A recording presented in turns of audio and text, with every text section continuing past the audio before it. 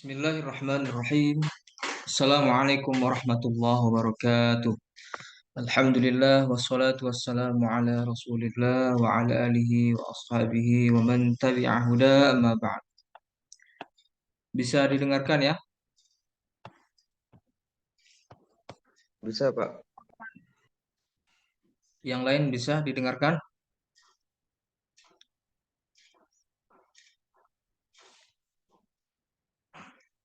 Baik.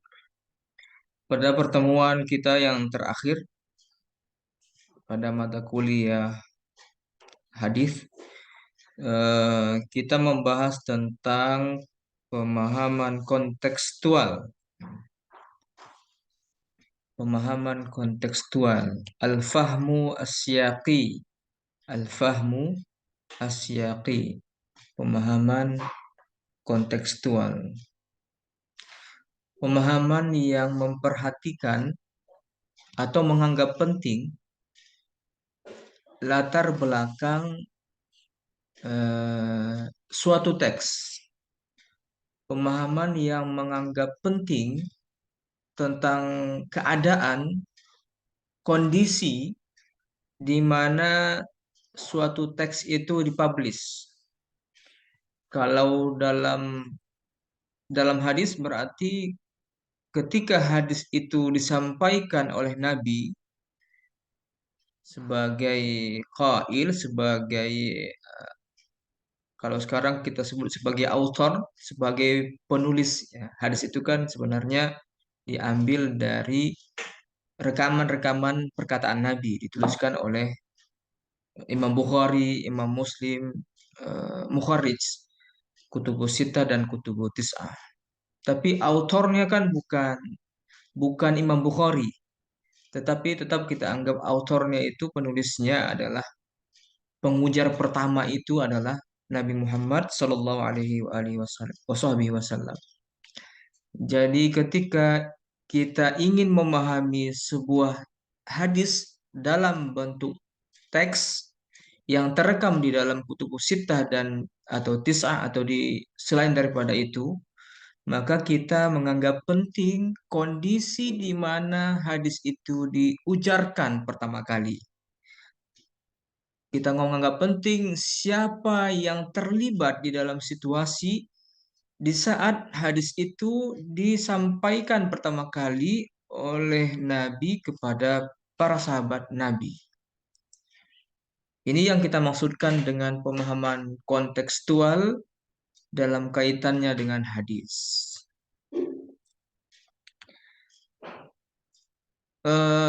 Kenapa ini penting? Kenapa ini penting? Karena hadis itu ada kalanya bisa, pertama, hadis itu ada kalanya bisa kita lacak keberadaannya. Dalam pengertian kita tahu sejarah yang melatar belakangi hadis itu disampaikan oleh Nabi. Tapi banyak juga hadis yang tidak disebutkan atau tidak ada catatan sejarahnya. Hadis itu disampaikan oleh Nabi kapan? Ini kita sebut dengan asbabul wurud. Maka asbabul wurud itu ada dua bentuknya kan? Ada asbabul wurud hadis di luar hadis, seperti hadis innamal a'malu binniyat, itu kan asbabul wurudnya tidak include di dalam hadis, tidak masuk di dalam konten atau matan hadis, tapi dia ada pada bagian lain, pada riwayat lain. Innamal a'malu binniyat, asbabul wurudnya adalah ada seorang sahabat yang hijrah, tapi niat hijrahnya bukan karena lillahi ta'ala. Hijrahnya karena ingin mempersunting seorang wanita. Nah, itulah alasan dia melakukan hijrah. Cerita, cerita, cerita sahabat ini tidak masuk di dalam matan hadis innamal a'malu binniyat. Tapi kita anggap riwayat hijrah itu, cerita tentang hijrah itu adalah konteks yang melatar belakangi disampaikannya hadis innamal a'malu Binniyat. Tapi ada kalanya asbabul wurud hadis itu include di dalam matan hadis. Teks hadis contohnya gini. Antum a'lam bi amri dunyakum. Orang-orang masyhur kita dengar dari para apa para mubalik mengatakan antum a'lamu bi umuri dunyakum. Tapi kalau kita lacak ke Sahih Muslim itu bunyi teks hadisnya atau redaksinya adalah antum a'lamu bi amri dunyakum. Hadis ini punya konteks sendiri dan konteksnya itu diceritakan di dalam matan hadis ketika Nabi sedang berjalan dalam sebuah perjalanan melewati kebun kurma. Lantas Nabi melihat sesuatu yang janggal. Kenapa tidak kamu lakukan ini saja? Nabi menyampaikan itu kepada para petani kurma. Mungkin maksudnya mengawinkan antara kurma jantan dan kurma betina. Akhirnya usulan Nabi ini ditaati oleh sahabat Nabi. Akhirnya para petani itu mengawinkanlah eh, kurma jantan dan kurma betina. Seminggu yang akan datang, seminggu berikutnya, Nabi lewat lagi di situ, lalu melihat sesuatu yang lebih aneh lagi dalam pengertian dilihat kurma yang ditanam oleh petani ini rusak semua. Lalu apa ini kata Nabi kepada para sahabatnya? Para sahabatnya menjawab, ya Rasulullah, kami sudah melakukan apa yang Tuhan katakan. Ternyata hasilnya rusak. Pohon-pohon kurma para petani itu berdasarkan usulan Nabi, melaksanakan usulan Nabi pada rusak semua. Lalu Nabi menyatakan, antum, kamu semua, para petani ini, a'lam, lebih paham, lebih mengerti, bi amri dunyakum, dengan persoalan pertanian kalian ini. Persoalan pertanian dikatakan sebagai persoalan dunia. Jadi ada konteks yang melatar belakangi hadis itu dipublish, disampaikan oleh Nabi. Jadi yang ada hadis yang punya asbabul wurud, ada hadis yang tidak punya asbabul wurud. Itu yang pertama tadi. Kenapa penting? Kenapa penting kita memahami, menafsirkan, mensyarah hadis secara kontekstual? Alasan yang kedua adalah untuk lebih pemahaman kita itu supaya lebih mendekati kebenaran. Jangan sampai kita memahami sebuah teks dalam hal ini hadis jauh dari kebenaran atau dalam kata ringkasnya keliru di dalam memahami hadis. Atau kita sebut sekarang gagal paham, salah paham. Salah paham lebih tepatnya. Agar kita tidak salah memahami hadis, kita ada baiknya memahami juga atau mengetahui juga asbabul wurud atau konteks di mana hadis itu disampaikan pertama kali supaya tidak paham, supaya kesalahan kekeliruan itu bisa diminimalisir. Ada kalanya kan konteks Nabi mengatakan seperti ini. Lalu kita gunakan hadis itu mentah-mentah, lalu mengabaikan konteks yang melingkupi hadis itu pertama kali disampaikan oleh Nabi. Kita bawa hadis ini dalam pemahaman kontemporer. Kita bawa hadis ini dalam pemahaman kekinian, lalu mengabaikan latar belakang teks itu, latar belakang masa lalu daripada teks. Itu saya kira sebuah kekeliruan di dalam memahami sebuah teks hadis. Apalagi kita yang notabene di sini Anda lah, bukan kita. Anda di sini akan berkecimpung di bidang syariah ya, politik Islam misalnya. Hadis-hadis itu eh, tidak semua secara tekstual kita bisa pahami dalam konteks kekinian, dalam konteks yang lebih spesifik lagi adalah keindonesiaan, lebih spesifik lagi adalah ke Sumatera Utara. Nah, itu penting, itu penting. Hadis itu tidak semua bersifat universal, tidak semua bersifat pemahamannya dari dulu sampai hari kiamat begitu, tidak. Tapi satu hal yang ingin saya tegaskan bahwa eh, dalam ajaran agama ada tipologi, ada pengotak klasifikasi. Ada ajaran agama bersifat akidah, ya, akidah. Ada bersifat ibadah, ada bersifat muamalah, dan ada yang menyebutnya terakhir adalah akhlak. Hadis-hadis yang berbicara dalam konteks akidah, ibadah, itu biasanya dipahami pemahamannya itu bersifat universal. Dari sejak Nabi pertama kali mengucapkan hadis itu dipahami sama, tidak pernah berubah, selalu statis. Untuk nanti kita pahami sampai hari-hari kiamat.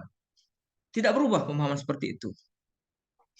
Ketika Nabi menyatakan tidak sah sholat dalam praktek ibadah, tidak sah, walaupun dipahami juga ada yang mengatakan tidak sah, tidak sempurna. La sholata liman lam yakra. Itu kan hadis tentang ibadah, ya. Tidak ada yang menyatakan tidak sah. Imam Syafi'i mengatakan tidak sah. Tidak sah sholat kecuali dengan membacakan surah Al-Fatihah. Membaca surah Al-Fatihah. Abu Hanifah memahami tidak sempurna, katalah di situ litakmil, tidak sempurna sholat, artinya tetap sah, tidak sempurna sholat yang tidak dibacakan di dalamnya Al-Fatihah. Sampai kiamat juga akan begitu pemahamannya, nggak akan berubah-ubah. Beda dengan hadis-hadis yang berbicara tentang muamalah dan akhlak. Itu ada kalanya pemahamannya bersifat temporal, tidak berlaku selamanya. Ada juga pemahamannya bersifat sektoral. Dalam skop ini saja tidak bisa dipahami dalam skop yang lain. Hadisnya iya abadi, teksnya iya abadi, tapi pemahamannya itu tidak bisa secara serampangan kita gunakan untuk skop tertentu. Cukup hanya untuk skop ini saja. Itu dua alasan kenapa perlu kita menggunakan pemahaman kontekstual di dalam memahami hadis. Apalagi yang kita pelajari adalah hadis-hadis tentu saja yang terkait dengan siasah syariah, politik Islam. Politik kan sebenarnya hubungan muamalah, bukan ibadah itu, bukan bukan akidah juga. Orang yang tidak mengikuti politik Islam tidak murtad kan, dan juga tidak bisa membuat amalannya jadi batal atau tidak sah. Politik itu muamalah. Eh, dalam kaidah fikih kan al aslu fil muamalah al ibahah, ya. Hukum asal dalam bermuamalah itu adalah boleh. Jadi politik Islam itu sebenarnya pilihan saja. Anda mau pilih berpolitik secara Islami atau berpolitik secara sekuler, secara sekular misalnya. Itu pilihan saja menurut saya. Karena hadis-hadis yang berbicara tentang politik atau siasah syar'iyah itu adalah masuk dalam hadis-hadis yang membicarakan muamalah yang notabene eh, pemahamannya bisa bisa berlaku untuk satu masa, tapi tidak bisa berlaku untuk masa yang lain. Coba, oh, bukan ini ya.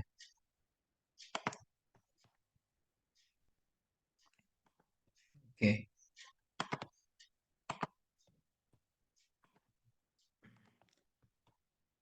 Di sini ada hadis dari Sahih Al-Bukhari. Bismillahirrahmanirrahim. Haddatsana Utsman bin Haitsam, haddatsana Anil Hasan an Abi Bakrah qala laqad nafa'ani Allahu bi kalimatin ayyamal jamal lamma balaghan nabiyya sallallahu alaihi wasallam anna farisan malaku bunata Kisra qal qala Rasulullah sallallahu alaihi wasallam lan yufliha qaumun wallau amrahum imra'atan. Hadis ini dalam Sahih Al-Bukhari, automatically adalah sahih. Dalam matan hadisnya kita terjemahkan, tidaklah sukses suatu kaum, suatu bangsa, suatu negara, suatu kelompok, suatu komunitas yang menjadikan seorang wanita menjadi pemimpin mereka. Eh, Lan yuflih, ya lan yuflih tidak akan. Artinya tidak akan, tidak ada kemungkinan, tidak ada kemungkinan lagi untuk celah untuk mengatakan, oh ini apa namanya, ini bisa jadi beruntung, nah, bisa jadi tidak beruntung, nggak ada. Kalau kita gunakan konteks kebahasaan ya, pemahaman kebahasaan tentang lan yuflih ini. Hadis ini digunakan oleh orang yang beranggapan bahwa kita tidak boleh menjadikan seorang wanita sebagai pemimpin negara. Pemimpin negara berarti kan pemimpin tertinggi di negara itu. Bisa saja presiden, bisa perdana menteri, atau pada level apapun. Hadisnya ini dengan jelas menyatakan tidak akan berhasil, tidak akan beruntung menjadi negara yang gagal gitu bahasanya. Kalau negara itu menjadikan seorang wanita sebagai pemimpin tertinggi negaranya. Nah, ini kan pemahaman yang tekstual, yang mengabaikan konteks. Hanya melihat dari struktur teks saja, tidak melihat kondisi historikal eh, di mana hadis itu disampaikan oleh Nabi, lalu disampaikan kembali oleh Abu Bakrah sebagai sahabat Nabi yang mendapatkan hadis itu dari Nabi. Kalau kita abaikan konteksnya, maka kita akan mengatakan seperti itu. Kita punya asumsi atau pendapat bahwa memang dalam Islam tidak diperbolehkan menjadikan seorang wanita itu sekapabel apapun wanita itu, semampu apapun wanita itu dalam Islam tidak dibolehkan menjadi pemimpin, apalagi pemimpin negara, kan gitu. Hadisnya yang mana? Yang hadisnya hadis Sahih Bukhari ini. Oke, sebenarnya dalam pemahaman yang lain kita bisa menggunakan konteks. Eh, Konteks hadis ini ada dua konteks. Konteks yang pertama adalah eh, Nabi pernah mendengar informasi dari para sahabatnya bahwa ada seorang raja yang nun jauh di sana, yaitu Raja Kisra yang bernama eh, Sairuyah bin Abruwais bin Hurmuz. Baru saja meninggal dunia dan tidak punya anak laki-laki, tidak punya putra. Beliau hanya punya seorang putri yang bernama Buran, yang bernama Buran. Nah, Buran inilah ketika beliau meninggal dunia, Buran diangkat menjadi ratu, Ratu Kisra, diangkat menjadi Ratu Kisra. Nabi tahu bagaimana kapasitas Buran. Terlebih lagi raja yang wafat ini pernah merobek-robek surat dakwah Nabi. Dan Nabi juga tahu bahwa kondisi masyarakat pada saat itu, kondisi masyarakat ketika ditinggalkan oleh rajanya. Terlebih yang diangkat adalah putrinya yang tidak dekat dengan rakyat. Lalu Nabi menyatakan hadis ini, mempublish hadis ini. Lan yufliha qaumun walau amrohum imra'atan. Tidak akan beruntung suatu kaum yang menjadikan perempuan menjadi pemimpin mereka, pemimpin urusan mereka. Ini konteks yang pertama. Konteks yang pertama. Konteks yang kedua, ada di sini Abu Bakrah. Abu Bakrah ini beliau sahabat Nabi yang masih hidup ketika terjadi pertikaian antara Aisyah dengan Ali. Kita sebut saja dalam sejarah tarikh Islam itu dengan Perang Jamal. Karena Aisyah menaiki unta ketika berhadapan dengan Ali bin Abi Thalib dalam sebuah peperangan. Abu Bakrah sebagai sahabat Nabi, dia melihat kondisi ini sangat sangat apa ya, sangat sangat menyulitkan dirinya untuk berada di pihak yang mana. Mau di pihak Ali kah? Itu adalah menantu Rasulullah, sahabat yang paling cerdas, dikatakan sahabat yang paling cerdas, sepupu Nabi, dan apakah berada di posisi Aisyah sebagai Ummahatul Mukminin, ibunya kaum beriman atau istri Nabi, juga anak dari seorang sahabat yang sangat dihormati saat itu adalah Abu Bakar As-Siddiq, putri daripada Abu Bakar As-Siddiq. Abu Bakar bingung. Dalam kondisi yang sulit ini dia bingung milih masuk pro kepada Ali atau pro kepada Aisyah radhiyallahu taala anha. Kemudian dia terfikir dan ingat kembali memori-memori yang pernah dia lalui bersama dengan Nabi. Dia ingat Nabi pernah menyabdakan bahwa lan yufliha qaumun walau amrahum imra'atan. Nabi pernah bersabda tidak akan beruntung sukses suatu bangsa, kaum, masyarakat yang menjadikan wanita sebagai pemimpin pemimpin urusan mereka. Berdasarkan hadis ini Abu Bakrah akhirnya menjatuhkan pilihan kepada Ali bin Abi Thalib.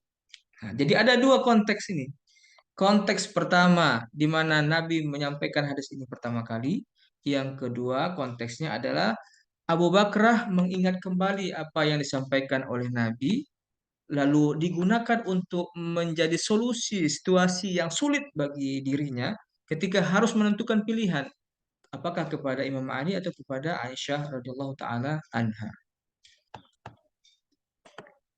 Konteks ini harus kita baca. Konteks ini harus kita ketahui. Untuk kemudian menggunakan hadis ini dalam konteks kekinian, apalagi keindonesiaan, apalagi kedaerahan. Jangan, kan pernah dulu itu ada isunya dulu, sudah lama. Kita di negara Indonesia ini pernah ada seorang perempuan menjadi pemimpin negara, lalu digunakan hadis ini untuk menyatakan tidak, Nabi tidak mentolerir wanita menjadi pemimpin utama dalam sebuah negara. Menggunakan hadis ini. Nah, kalau kita abaikan eh, konteks yang ada, asbabul wurud hadis yang ada terkait dengan hadis ini, maka kita lebih kepada kekeliruan, lebih kepada kesalahan di dalam memahami sebuah hadis. Nah, ini yang saya ingin katakan bahwa memahami hadis, apalagi hadis siyasah asyariyah yang bersifat adalah muamalah, bukan hadis ibadah atau akidah, itu bisa kita gunakan, kita pahami dulu konteksnya. Kita pahami dulu konteks di mana hadis itu disampaikan oleh Nabi. Saya kira itu saja yang ingin saya sampaikan di sini, bahwa kita perlu dalam memahami hadis itu jangan hanya letter-letternya saja. Jangan hanya membaca terjemah lalu mengatakan, oh ini penafsirannya, oh ini adalah syarahnya. Ini yang diinginkan oleh Nabi. Tidak begitu. Lihat dulu, hadis ini hadis apa? Hadis akidahkah? Hadis muamalah? Hadis akhlak? Atau hadis ibadah? Kalau hadis ibadah, tidak bisa kita eh, mengatakan ini ada konteksnya, apa namanya, lalu kita mengatakan hadis ini berlaku untuk konteks ini saja. Lalu ketika kita nanti mengatakan bahwa itu kan di Arab, bahwa sholat itu tidak sah dengan membaca surah Al-Fatihah. Al-Fatihah kan berbahasa Arab. Kalau kita di Mandailing misalnya, ada orang yang mu'allaf, nggak ngerti bahasa Arab, lalu baca terjemahnya bahasa Indonesia. Untung-untung ada terjemahan bahasa Bata Angkola ya, terjemahan Al-Fatihah misalnya. Misalnya ini. Lalu dia membaca terjemahan itu dalam dalam sholatnya. Tidak bisa begitu. Tidak bisa kita kontekstualisasi hadis-hadis yang berbicara tentang akidah dan ibadah. Yang bisa kita kontekstualisasi adalah hadis-hadis yang membicarakan tentang muamalah. Dalam kaitannya ini misalnya hadis-hadis tentang politik, termasuk khilafah. Khilafah itu bisa kita baca dalam konteksnya. Hadis tentang khilafahnya itu memang ada. Bahkan ada yang mengatakan hadisnya hadis Hasan ya. Hadisnya Hasan atau hadisnya Hasan li ghairi. Hadis dhaif yang terangkat menjadi hadis lebih kuat lagi Hasan li ghairi. Dari segi aspek kesohihan tidak perlu diragukan. Tapi dari aspek pemahaman, karena itu adalah hadis membicarakan tentang siasah syara'iyah, politik Islam, kita tidak juga bisa dengan serampangan juga menggunakan hadis itu lalu mengatakan ternyata Islam menganjurkan kita untuk mendirikan negara khilafah. Tidak, tidak bisa juga semudah itu, tidak bisa mudah sesimpel itu. Kita harus kembali mengecek konteksnya tadi kan, konteksnya. Konteksnya itu berlaku untuk masyarakat siapa? Berlaku untuk siapa saja yang terlibat di dalam eh, penyampaian pertama dalam hadis itu.